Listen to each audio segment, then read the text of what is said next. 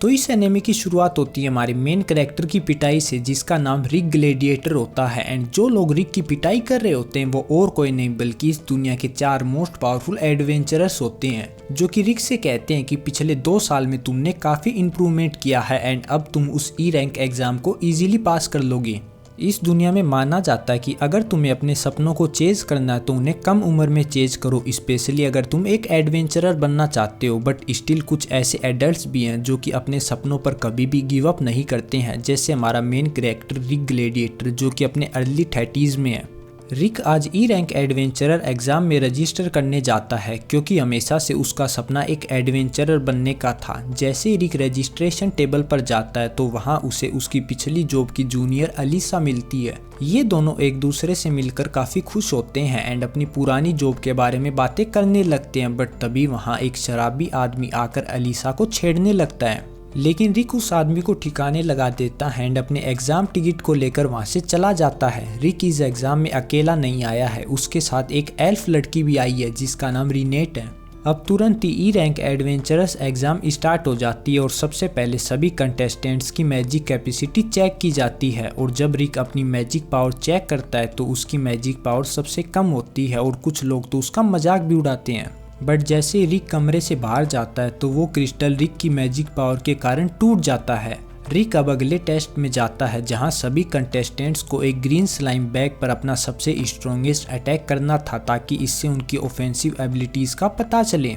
Green slime को देखकर रिक को अपने पिछले 2 साल की ट्रेनिंग याद आ जाती है, जहां वो माउंटेन्स पे अपने एक मास्टर के साथ डेली एक गोल्डन स्लाइम बैग पर 50,000 पंचेज मारा करता था एंड उसका मास्टर 200 गोल्डन स्लाइम्स के बैग को भी एक ही पंच में डिस्ट्रॉय कर सकता था। इसके बाद एक एक करके सभी कंटेस्टेंट्स ग्रीन स्लाइम बैग के ऊपर अपना बेस्ट अटैक करने लगते हैं कि तभी वहां पर मौजूद एक छोटे लड़के की बारी आ जाती है, जो कि पूरी तरीके से एक नौटंकी की दुकान होता है। ये लड़का डियर म्यूट की रॉयल फैमिली से होता है। ये एक्शन तो काफी करता है बट असल में इसका मैजिक काफी वीक होता है। इस छोटे लड़के का मैजिक देखकर रिक को भी अपनी ट्रेनिंग याद आ जाती है, जहां पर वो अपने दूसरे सेंसे के साथ मैजिक ट्रेनिंग करता था। बट रिक की ट्रेनिंग कुछ ज़्यादा ही खतरनाक होती थी।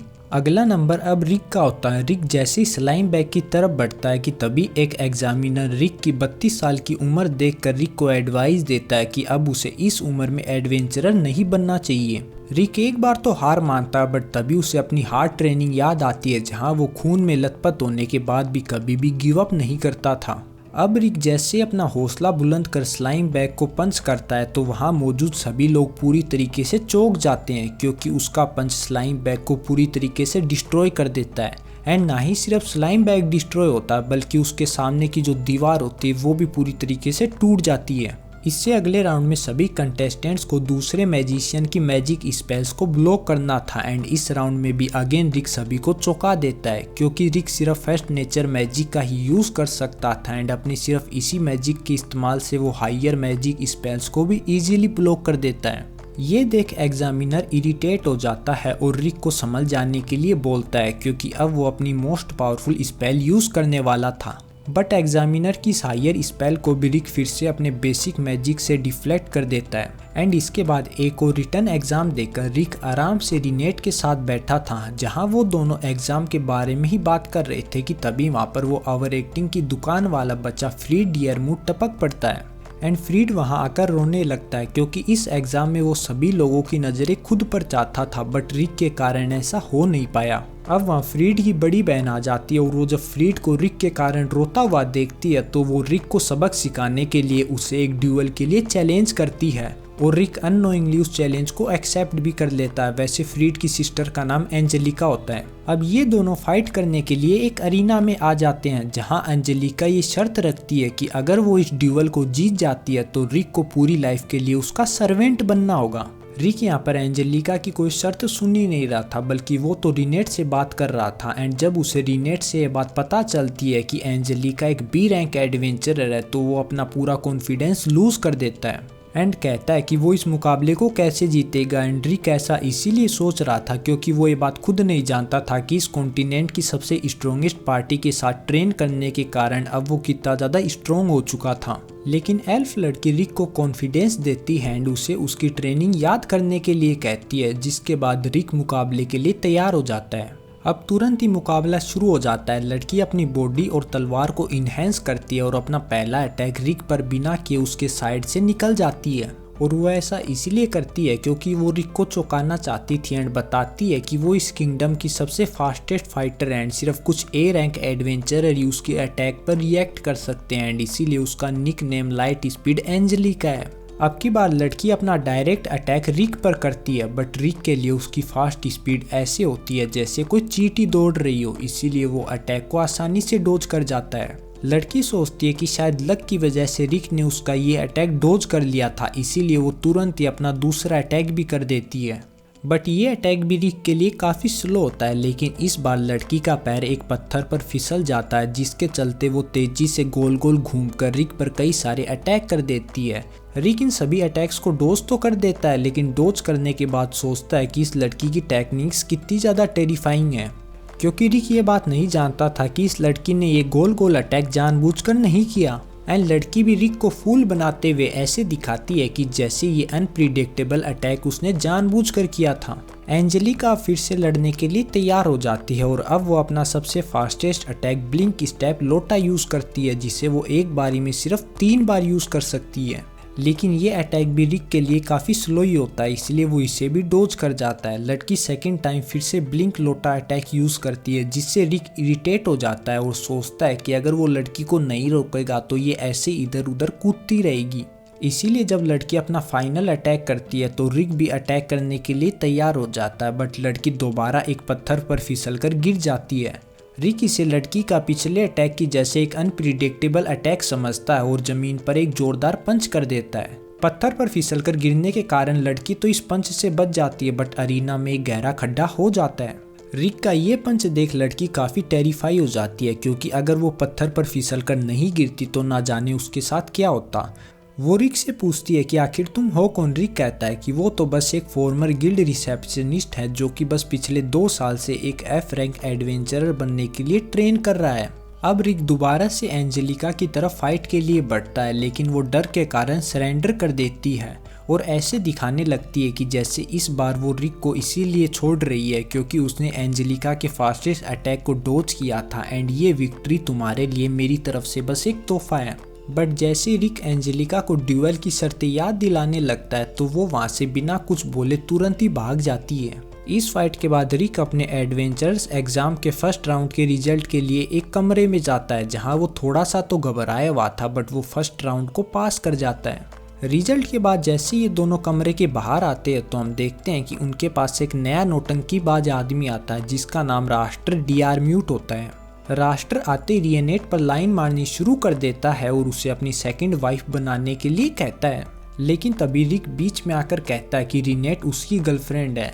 राष्ट्र की नज़र जैसे रिक के एग्जाम कार्ड पर जाती है तो वो रिक का मजाक उड़ाने लगता है, क्योंकि 30s में भी वो सिर्फ अभी तक एक एफ रैंकर ही है। एंड आगे हंसते हुए कहता है कि तुम 3rd ग्रेड लोग मेरे आगे कुछ नहीं हो, क्योंकि मैं एक ए रैंकर हूँ एंड मैं यहाँ पर एक एग्जामिनर बनकर आया हूँ एग्जाम की सेकेंड स्टेज के लिए। तो क्यों ना एल्फ लेडी तुम इस नोबडी को छोड़कर मेरे पास आ जाओ। बट रिनेट रिक का हाथ पकड़कर उसके पास खड़ी हो जाती है और कहती है कि मैं आपका ऑफर एक्सेप्ट नहीं कर सकती क्योंकि करेंटली मैं रिक को डेट कर रही हूँ। ये सुन राष्ट्र को गुस्सा आ जाता है और वो गुस्से में रिक से कहता है कि अगर मैं सेकंड राउंड में तुम्हारा एग्जामिनर बनता हूँ तो तुम्हारी खैर नहीं है एंड तब जाकर तुम्हें अपनी औकात पता चलेगी। इस इंसिडेंट के बाद रिक एग्जाम की फाइनल बैटल के लिए जाने लगता है और ये प्रे करता है कि बस वो राष्ट्र उसका एग्जामिनर ना हो। तभी रास्ते में रिक को एक आदमी मिलता है जिसका नाम लिक्स लायरेट होता है एंड वो रिक को बताता है कि उसके नेक्स्ट टेस्ट का एग्जामिनर वो होगा एंड ये सुनकर रिक को काफ़ी खुशी मिलती है। आगे लिंक्स रिक से कहता है कि वो उसकी वजह से काफ़ी खुश है एंड रिक की वजह से उसे काफ़ी हौसला भी मिला है क्योंकि वो और रिक दोनों एक ही जैसे हैं। रिक अपने 30s में एक एडवेंचरर बनना चाहता है एंड वही लिंक्स अपने 40s में एक बी रैंक एडवेंचरर है एंड उसका सपना एक ए रैंक एडवेंचरर बनने का है। ये दोनों खुशी से बात कर ही रहे थे कि तभी हमें दिखाया जाता है कि राष्ट्र भी उन दोनों की बात छुपके सुन रहा था एंड जब लिंक्स रिक के पास से चला जाता है तो राष्ट्र उसे धर दबोचता है। इसके बाद रिक और रेनियोट एक कमरे में बैठे होते हैं जहाँ पर एक आदमी आकर सभी कंटेस्टेंट्स को एक खबर देता है कि लिंक्स लैरियोट सडनली बीमार पड़ चुका है और अब उनका एग्जामिनर राष्ट्र होगा। ये बात सुन रिक फिर से काफ़ी टेंशन में आ जाता है और जब कमरे के दूसरे लोग राष्ट्र के बारे में बात करते हैं तो हमें पता चलता है कि राष्ट्र को 1000 से भी ज़्यादा स्पेल्स आती है एंड उसे एफ रैंकर्स को क्रश करने में काफ़ी मज़ा भी आता है। एंड साथ में वो नौटंकीबाज लड़का और एंजेलिका राष्ट्र के भाई बहनी होते हैं, मीन्स वो तीनों एक ही रॉयल फैमिली से बिलोंग करते हैं। अब जब से रिक ने राष्ट्र की ये खबर सुनी थी वो काफ़ी ज़्यादा वरी होने लगता है और डरने लगता है, बट एल्फ लड़की रिक को खुद पर थोड़ा सा कॉन्फिडेंस रखने के लिए कहती है एंड बोलती है कि उसे रिक पर हमेशा से भरोसा था जब से उसने एक एडवेंचरर बनने का सोचा था। रीनेट की ये सभी बातें सुनकर रिक को थोड़ा सा अच्छा महसूस होता है एंड उसमें थोड़ा सा कॉन्फिडेंस आता है। बट तभी हम देखते हैं कि वहाँ एक लड़का आता है जो कि रिक को उसका फॉर्चून फ्री में बताने के लिए कहता है और रिक को धोखे से कहीं दूसरी जगह टेलीपोर्ट कर देता है। रिक को टेलीपोर्ट करने के बाद ये लड़का जैसे ही हंसते हुए अपना नकाब उतारता है तो हमें पता चलता है कि ये और कोई नहीं बल्कि वो नौटंकीबाज लड़का ही होता है। लेकिन इस बार रीनेट को गुस्सा आ जाता है और वो लड़के को हवा में उठाकर पूछती है कि रिक कहाँ है, जिस पे पहले तो नौटंकी जवाब देने से मना कर देता है। लेकिन जब रीनेट एक अटैक उसके आंख के ऊपर से कर कहती है कि अगले अटैक में वो उसकी आंख फोड़ देगी तो नौटंकी डर के मारे बताता है कि वो खुद ये बात नहीं जानता कि उसने रिक को कहाँ टेलीपोर्ट किया है, बट उसकी मैजिक कैपेसिटी के अनुसार उसने रिक को अपने 100 मीटर के एरिया में ही कहीं पर टेलीपोर्ट किया है, मतलब रिक उसके आसपास ही है।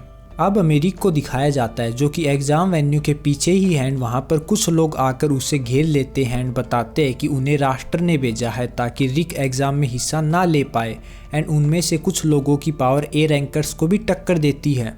इसके बाद जैसे ही इस ग्रुप का लीडर रिक की तरफ बढ़ता है तभी हम देखते हैं कि वहाँ रिक के सीनियर्स आ जाते हैं जिनसे रिक ने ट्रेनिंग ली थी।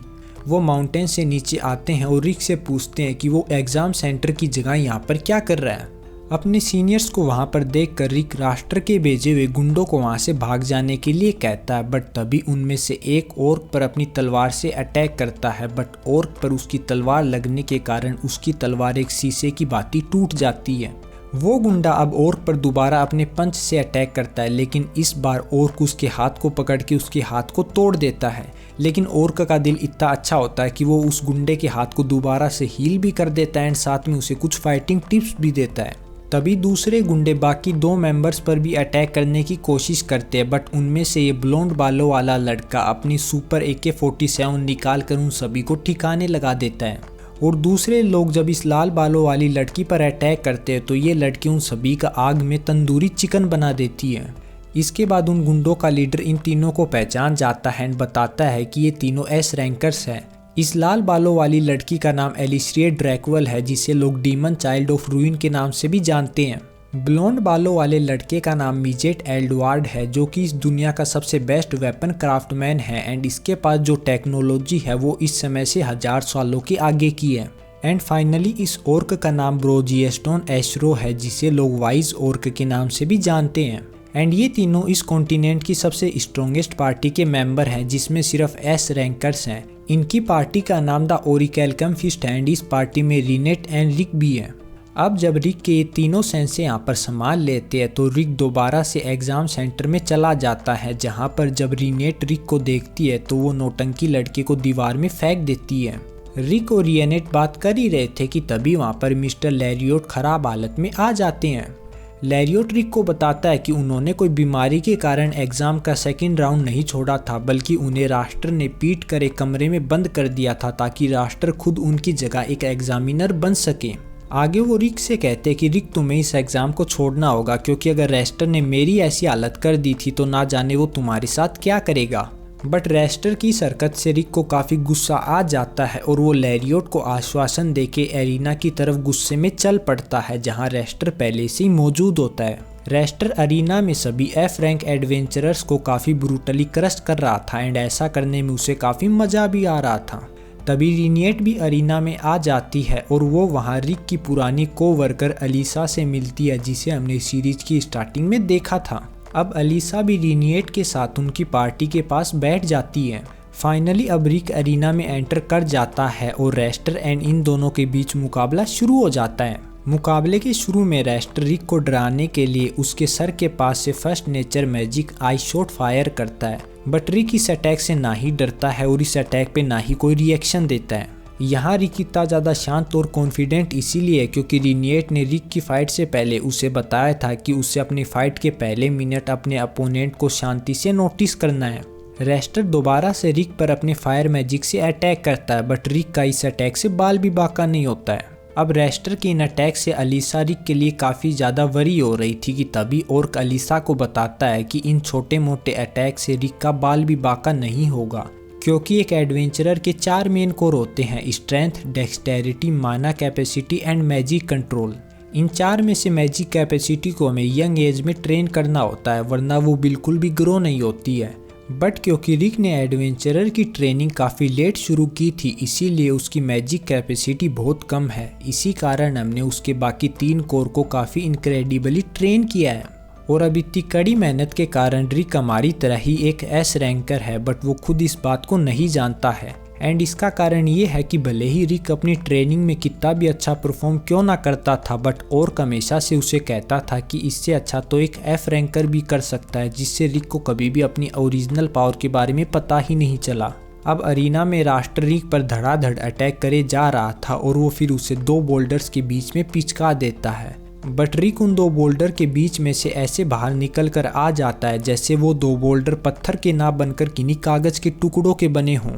तभी रेस्टर इरिटेट होकर रिक को मैजिकल पंच मारने की कोशिश करता है, बट रिक इस वार को भी डिफ्लेक्ट कर देता है और रेस्टर से कहता है कि रेस्टर, तुम्हारे पास पहले से काफ़ी अच्छी मैजिकल कैपेसिटी है और तुम पहले से ही काफ़ी स्ट्रोंग भी हो, इसीलिए तुमने कभी भी अच्छे से कोई भी ट्रेनिंग नहीं की है। तुम्हारा हर एक अटैक काफ़ी अनपोलिश्ड है एंड मैं तुम्हारे जैसे इंसान से कभी नहीं हार सकता। ये सुन रेस्टर रिक को ज़्यादा हवा में उड़ने से मना करने के लिए कहता है और उसे अपनी अगली स्पेल से जलाने की कोशिश करता है, बट इस स्पेल को तो रिक अपने बेयर हैंड से ही रोक लेता है, क्योंकि भले ही रिक की मैजिकल कैपेसिटी काफ़ी लो है, बट उसका मैजिक कंट्रोल काफ़ी इनक्रेडिबल है। अब जब रेस्टर का कोई भी अटैक रिक पर काम नहीं करता है तो वो रिक से कहता है कि मैं ये तो मान गया कि तुम ई रैंक से ऊपर हो, बट तुम अभी तक मेरे अटैक को इसीलिए सरवाइव कर पाए हो क्योंकि मैं बाकी एग्जामिनी से लड़ने के कारण एग्जॉस्ट हो चुका हूँ एंड तुम्हारा लक भी साथ दे रहा है। लक का नाम सुनकर रिक रेस्टर को अपनी ट्रेनिंग बताता है, जिसमें रिक के सीनियर रिक को एक ड्रैगन नेस्ट में तब तक के लिए बंद कर देते थे जब तक कि वो उस ड्रैगन को हरा ना दें। वो रिक को एक्सप्लोजन्स की सीरीज के ऊपर से दौड़ाते थे और मॉन्स्टर्स की पैरालाइजिंग लिक्विड में स्विम करने के लिए डाल देते थे जब तक कि वो डूब ना जाए। अब अलीसा बोलती है कि इन सब से तो रिक अब तक मल्टीपल टाइम मर चुका होता, जिस पर ओर्क बताता है कि हाँ, रिक अब तक मल्टीपल टाइम मर चुका है, बट क्योंकि उसके पास एक ऐसी पावर है जिसकी वजह से वो मरे हुए लोगों को फिर से जिंदा कर सकता है जब तक उन्हें मरे हुए ज़्यादा समय नहीं बीत जाता। इसीलिए उसने कई बार रिक को दोबारा से जिंदा किया है एंड इसी डिस्ट्रैक्शन की साइकिल के कारण रिक अब अपनी सभी फिजिकल लिमिटेशंस को तोड़ चुका है। रेस्टर को रिक की ये सभी बातें झूठी और नॉनसेंस लगती है और अब वो रिक का खेल खत्म करने की सोच चुका होता है। अपने इस अगले अटैक में वो सबसे पहले रिक के नीचे की जमीन में से पेड़ की जड़ें निकाल कर उसे बांध देता है। फिर वो अपनी 1000 स्पेल्स में से सबसे स्ट्रॉन्गेस्ट स्पेल यूज करता है, जिसके कारण वो एक बड़े से ट्री मॉन्स्टर में बदल जाता है। इस ट्री मॉन्स्टर से लड़ने के लिए रिक एक बेसिक एयर शॉट अटैक तैयार करता है, जिस पर हंसते हुए रेस्टर कहता है कि तुम इस बेसिक एयर शॉट अटैक से मेरा क्या उखाड़ लोगे।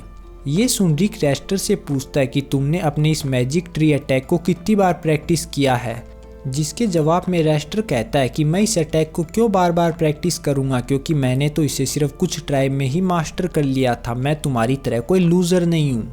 अब रिक ये खुलासा करता है कि उसने इस बेसिक मैजिक अटैक को भी 100 मिलियन टाइम्स यूज़ किया है, जिसे सुनकर सभी को लगता है कि रिक झूठ बोल रहा है और अलीसा भी कहती है कि ये बात तो फिजिकली पॉसिबल ही नहीं है, बट तभी ओर्क बताता है कि ये बिल्कुल पॉसिबल है अगर हम एक स्पेशल स्पेस और स्पेशल टाइम यूज़ करें एंड ऐसे ही रिक ने इसे अचीव भी किया है। फाइनली अब रिक और रेस्टर दोनों एक दूसरे पर अपना अटैक करते हैं एंड भले ही रिक का मैजिक बेसिक होता है, बट वो रेस्टर के मॉन्स्टर के पूरी तरीके से चीथड़े उड़ा देता है एंड इसी अटैक के साथ रेस्टर चारों खाने चित हो जाता है, जिसे देखकर अरीना में मौजूद सभी लोग दंग रह जाते हैं। फाइट के बाद अब रिक अपने सीनियर से मिलता है जो कि रिक को कांग्रेट्स करते हैं। रिक भी उन्हें थैंक्स बोलते हुए बताता है कि अब वो इस बात को रियलाइज़ कर चुका है कि अब वो कितना ज़्यादा स्ट्रॉन्ग हो चुका है। इन सभी लोगों की ये बातें चल ही रही थी कि तभी रेस्टर भी वहाँ पर आ जाता है। रिक रेस्टर को अपनी स्किल्स को पॉलिश करने के लिए कहता है और ये एडवाइस देता है कि उसे अपनी एक स्किल को पकड़ना चाहिए एंड उसे तब तक प्रैक्टिस करना चाहिए जब तक कि उसके मुंह से खून की उल्टियाँ ना गिरने लगें। और रेस्टर भी ये कहकर वहाँ से चला जाता है कि जब तुम नेक्स्ट प्रमोशनल एग्ज़ाम दोगे तो तुम्हारा वो एग्ज़ाम मैं ही लूँगा और अगली बार मैं तुम्हें हरा दूंगा। इसके बाद एंजेलिका और नौटंकीबाज लड़का भी रेस्टर के पीछे जाने लगते हैं, बट एंजेलिका रिक के पास रुककर उसे अपनी रिस्पेक्ट पे कर जाती है। तो बस यही थी आज की वीडियो। अगर आपको ये वीडियो पसंद आए तो इस वीडियो को लाइक कर दीजिए, चैनल को सब्सक्राइब कर दीजिए एंड अगर इस एनिमे का नेक्स्ट पार्ट आ चुका तो उसकी लिंक आपको पिन कमेंट डिस्क्रिप्शन या फिर एंड स्क्रीन में मिल जाएंगी। मिलते हैं अगली वीडियो में, तब तक के लिए बाय बाय।